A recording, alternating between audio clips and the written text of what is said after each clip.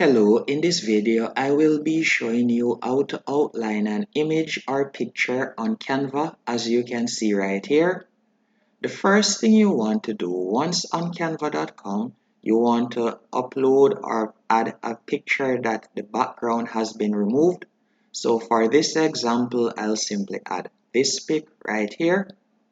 And you can do this with the thumbnail design or any design at all on Canva free plan. Once you have selected the pic, you are going to tap on Edit Image in the top left hand corner. Then in the search bar, I want you to type in shadows and you are going to select shadows. After selecting shadows, you are going to tap on glow. Then you are going to tap on the three lines in glow.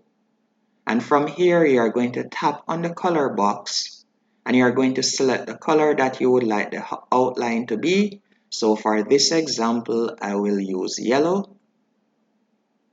Then you are going to carry the blur line to 1 and you are going to carry transparency to 100, and then you can increase the size to your liking. So you can increase the size of the outline to your liking, as you can see right there.